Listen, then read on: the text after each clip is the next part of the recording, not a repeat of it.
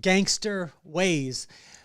Welcome back to another episode of Unscripted. This is episode 352. I can't even believe how many episodes that we've got a chance to be able to do. And on today's time, we're going to be talking about gangster ways. And I kept thinking about this, and it's incredible the way that God has been able to work with me and the way that he'll continue to work with you if you just spend a little bit of time with him. And my relationship with God, and I'm not saying it needs to be yours, but God has gangster ways with me all the time. He gets right to the point at times. He's very soft and gentle at other times. But he knows exactly what I need at the particular time. Today is all about gangster ways. This is about, a situation where, it's not about him calling out softly or gently, because in Proverbs 1-4, if you go back and listen to to those corresponding Proverbs for the corresponding day, he talked about in Proverbs 1, he said, listen. In Proverbs 2, he said, accept. He said in Proverbs 3, don't forget. In Proverbs 4, he said, listen. But in Proverbs 5 today, he talks about paying attention. And it's almost like I think about when I have a relationship with my son or my daughter, and I tell them something, I ask them to listen, I ask them to accept it, I tell them not to forget it, I tell them to listen again, and then I get to a point where I say, look, you need to pay attention to this. And that's where we're at today. Proverbs 5, the corresponding proverb, corresponding day, 3,000-year-old wisdom that's applicable today in your leadership, your culture, and your systems. And guess what? It's all about gangster ways. Let's get this party started.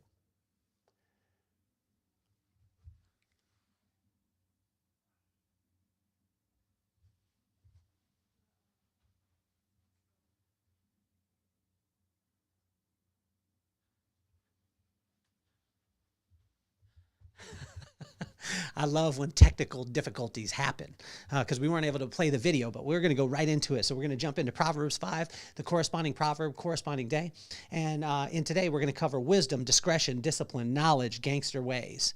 And for me, gangster ways is not about beating around the bush. It's about getting to the point. This is a lot like my conversation with my brother, my big brother, Rob. A lot of times what he'll tell me is he'll tell me what I need to hear as opposed to what I want to hear. I have a friend named Greg Reed the same way. I have a friend named Will and Andy and Dale and, all these amazing friends that will shoot me straight when they know that I need it. And so in today, the corresponding proverb, corresponding day, watch this, in these gangster ways, it's just 3 points. Number 1, how it starts. Number 2, how it continues. And number 3, how it ends. And a gangster will let you know exactly how it starts, how it continues, and then how it ends. So in point number 1, I told you this earlier. So if you go through, we're doing the corresponding proverb, corresponding day, 3,000-year-old wisdom. Why am I doing this? Because what I found was all the books that I've read, whether it be business, personal, anything like that, they all go back to principle-based decisions. They go back to principle-based wisdom. And if we could seek wisdom, which wisdom is the right use of knowledge, and how do we get it? How do we get wisdom? By fearing God. But one of my friends reached out to me and she said, hey, what is this fear of God? I don't understand it. Well, if you just replace fear with respect, that's the meaning of it at that time, was to respect God. To respect God is to understand his character, and to understand his character is just spend time with him. So if you spend personal time with him, not through rituals or religion, but through just communing with him, having a conversation and questioning him a lot. This is what I've been doing a lot. Even this morning, I was questioning him completely, like, what are you doing? Why is this happening? And I'm asking, and what starts to happen is we start to commune because we have a right and real relationship. So in Proverbs 1, at the beginning of the month, it's nice because it kind of gave the blueprint for how you start your month off, right? In Proverbs 1, it said, listen. In Proverbs 2, the second day, it knew, hey, we're needing to do this. We need to accept. So we need to get going, get moving a little bit. So it said, accept. Proverbs 3, it said, don't forget. Said, hey, over here, don't forget. And then in Proverbs 4 yesterday, talked about, can you listen to it, brother? Can you listen to me? And in Proverbs 5, it's nice because it's a short proverb, but also it's a punch right to the to wherever you need it. Sometimes to the mouth. My wife, if she needs to get my attention, she'll punch me right in the throat. I'm joking. She wouldn't do that physically, but I know that I got to watch out for her gangster ways. And in Proverbs 5, it just says pay attention. So here's how it starts, guys. In Proverbs chapter 5, And in verse 3 and 4, it's what are you talking about and who are you talking to? So in verse 3 and 4, it says, the lips of the adulterous woman drip honey, and her speech is smoother than oil. But in the end, she is bitter as gall, sharp as a double-edged sword. Her feet go down to death. Her steps lead straight to the grave. She gives no thought to the way of life. Her paths wander aimlessly, but she does not know it. And see, when I look back at it in verse 3 and 4, and let me read it again, it says, for the lips of the adulterous woman drip honey. Her speech is smoother than oil, but in the end, it is bitter as gall and sharp as a double-edged sword. So there's two questions here. Number one is what are you talking about? So it talks about the lips drip honey. What are we talking about? What are we hearing? What are the people that are around us? What are they talking about? And then in the second part, in verse 5 and 6, it talks about like, what are we, or who are we talking to? And as we go on to point number 2, it says, well, where are you hanging out? So if you can think about what you're talking about and who you're talking to, I've learned this over time that if we can simply protect ourselves from nouns, people, places, things, ideas, if we can protect ourselves from those things and we can imply wisdom or implore wisdom in all those areas, it's incredible. So it goes on to point number 3, which, where are you hanging out, in verse 5 and 6? In verse 5 and 6, it says, her feet go down to death. Her steps lead straight to the grave. She gives no thought to the way of life. Her paths wander aimlessly, but she does not know it. So think about this. When we think about how it starts, it always starts with something sounding kind of nice to us. And then we start hanging out in that area. Once we start hanging out in that area, we start doing the things that are inside that culture, inside that environment. So we've got to be conscious of that. And that's how it starts to happen. And point number 4, this is what God says, is he says, just listen to me. And I put grabbing your collar. And when he grabbed my collar, he said to me in verse 8, or in verse 7. In verse 7, now then, sons, listen to me. Don't turn aside from what I say. Keep your path far from her. Do not go near the door of her house, lest you lose your honor to others and your dignity to the one who is cruel, lest strangers feast on your wealth and your toil enrich the house of another. At the end of your life, you will groan. So this is where God says, like, this is how it starts, right? This is how it starts. You start talking about something. Number 2, you start hanging in the areas. Then you start doing it. And then God just says, like, listen to me, because when he grabs me by the collar, he says, honor, dignity, wealth, and work. Imagine if your honor, dignity, wealth, and work was going towards something else as opposed to your own family and where you were designed to be able to do it. Here's how it continues, guys. In point number 5, in verse 12 through 14, it says, you will say, oh, how I hated discipline, how my heart spurned correction, how I would obey my teachers and turn my ear to my instructors. And I soon was in serious trouble. This is how it continues. And so what God asks us to do in this is to invite discipline. And this is probably one of the hardest things in the world. I don't like watching tape. I don't like looking back at an episode, but sometimes I have to. Sometimes I have to look back at times where I've got a chance to be able to talk with somebody or something, and I have to review and I have to look at that tape just like a professional athlete. And when I look at that tape, I start to say, what could I do better? And then I invite discipline. When you invite discipline into your life, it's completely different than when it comes upon you. When it came upon me when I was a kid with my pop, he would come with the belt, or he would come with words or whatever it was. But when I invite it, like, I asked for correction. I asked this of my friend JT yesterday, and he gave me some amazing counsel. I asked this of Greg Reed. I asked this of my brother Rob.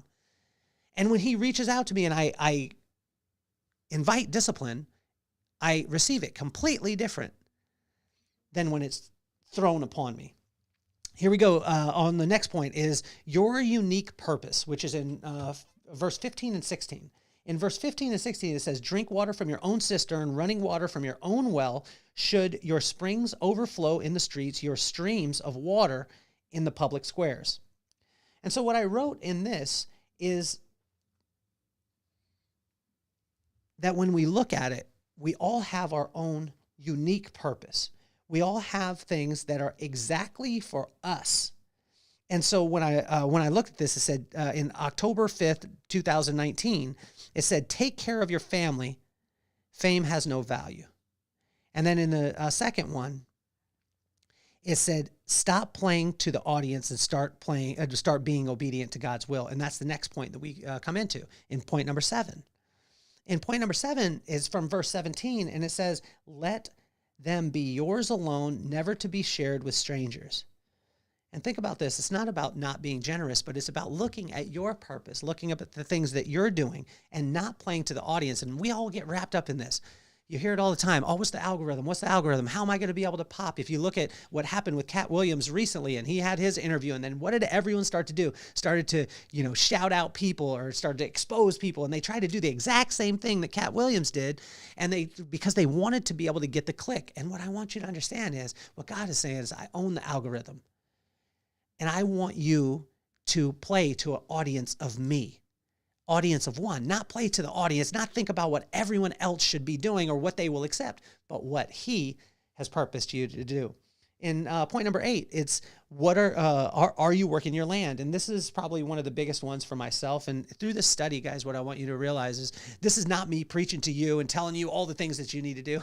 This has been an amazing thing for myself because this is going through a study and looking and exposing my life and dealing with me where I'm looking at it and saying, in Proverbs, I started to read it, and then I started to read me. Imagine that. So in verse 18 through 20, it says, may your fountain be blessed, and may you rejoice in the wife of your youth, a loving doe, a graceful deer. May her breast satisfy you always. May you be intoxicated with her love. Why, my son, be intoxicated with another man's wife? Why embrace the bosom of the wayward woman? And when we look at this, we could look at it in the literal sense. And in the literal sense, it's talking about the fact that, obviously adultery. But when we look at it in the figurative sense, it's anything that's in between you and your relationship with God. And one of my friends reached out to me this morning and he said, there's times when I get weak, and when I get weak, I think of this. And when I think of that, it leads me down the wrong road because I start to hear it. And then I start to stand in that area. And then I start to do those things. And then I start to get off of, where I should be, and I start to play to the audience.